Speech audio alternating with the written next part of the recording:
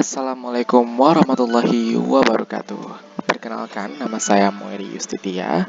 Saya merupakan mahasiswa manajemen bisnis industri furnitur dan pengolahan kayu Kendal. Izinkan saya untuk menyampaikan proposal penelitian saya dalam mata kuliah metodologi riset mengenai analisis pengendalian persediaan furnitur pada outgoing product dan finished good di perusahaan furnitur. Yang pertama, kenapa proposal ini dibuat, yaitu pengendalian furnitur merupakan salah satu langkah dasar dalam menjamin ketersediaan stok dalam penjualan yang ada untuk menjamin ketersediaan produk tetap ada di pasaran tentunya. Tujuan dilakukan penelitian ini untuk menentukan jumlah kerangka produksi pada bulan selanjutnya dan pendanaan produksi sebagai tolak ukur bagian manajerial dalam membuat kebijakan persediaan sehingga menghasilkan laba yang optimal serta menjaga tetap ready-nya stok yang ada di gudang. Teknik analisis yang saya gunakan dalam penelitian ini ya dengan pertama, data produksi, menentukan lead time, menentukan safety stock, menentukan reorder point, menghitung jumlah pembelian barang yang paling ekonomis dengan metode economic order quantity, menentukan total cost, menentukan persediaan maksimal, menentukan persamaan frekuensi pemesanan, membuat grafik kurva untuk mengukur safety stock, reorder point, economic order quantity agar tempat lebih jelas dan analisisnya. Pendahuluan yang terbelakangnya, industri mebel merupakan salah satu industri yang berkembang di Indonesia. Kebutuhan produk industri mebel terus meningkat pada sektor industri ini, memberikan desain interior serta nilai artistik yang dapat memberikan kenyamanan sehingga dapat menunjang berbagai aktivitas dalam manajemen persediaan barang. Digunakan metode economic order quantity. Banyaknya persaingan membuat perusahaan berlomba-lomba secara ketat dalam menentukan persediaan yang tepat sehingga perusahaan dapat memiliki eksistensi yang ingin dicapai karena setiap perusahaan dapat mementingkan persediaan. Persediaan itu sendiri ialah bahan yang digunakan untuk jalannya sebuah produksi dan juga meningkatkan rasa kepuasan terhadap permintaan konsumen.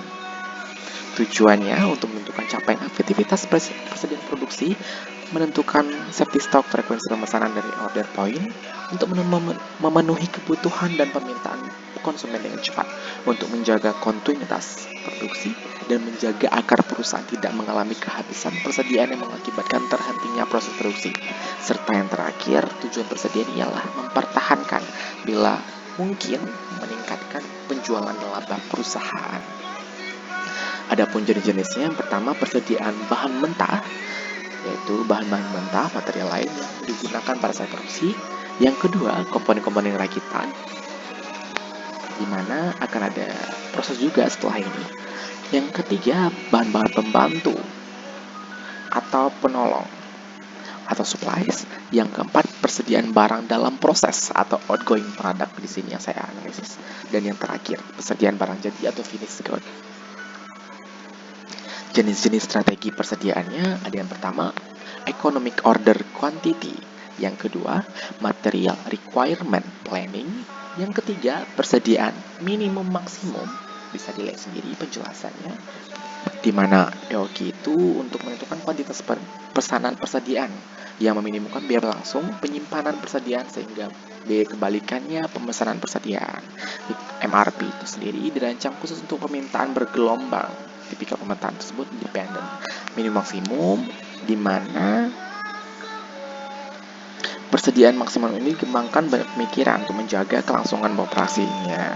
Suatu waktu ada yang dapat rusak, dapat diganti. Yang keempat, metode FIFO, first in, first out. Dari penjelasan tadi kita kelihatan. Yang pertama masuk, pertama keluar. Digunakan banyak perusahaan khususnya di bidang kepentingan internal. Ada metode LIFO, last in, first out, di mana yang terakhir masuk itu yang keluar. Merupakan menjelaskan mengasumsikan nilai barang yang terjual atau terpakai dihitung berdasarkan harga pembelian barang yang terakhir masuk. Dan nilai persediaan akhir dihitung berdasarkan harga pembelian yang terdahulu masuk. Yang terakhir ada strategi pemesanannya, persediaannya, yaitu metode rata-rata tertimbang. Menurut Harjanto 2001 menjelaskan dalam bukunya bahwa nilai persediaan pada metode ini didasarkan atas harga rata-rata barang yang dibeli dalam satu periode tertentu ya.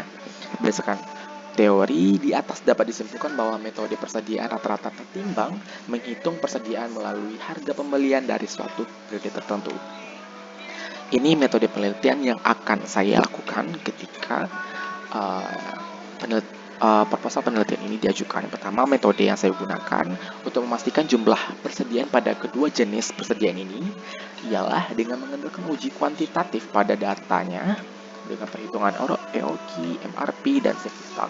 Dan yang terakhir, kualitatif diajukan untuk validasi data dengan pihak manajerial. Apakah benar dengan diadakan perhitungan ini nantinya diperlukan peramalan untuk produksi ke depannya. Yang kedua, waktu tempat penelitian. Penelitian dilakukan di industri furnitur terkait karena tidak semua furnitur yang memiliki persediaan barang setengah jadi atau rakitan. Dan yang kedua, yang finish guard, tidak semua furnitur dalam jangka waktu tertentu hingga mendapatkan data yang tepat dan aktual serta relevansi yang benar.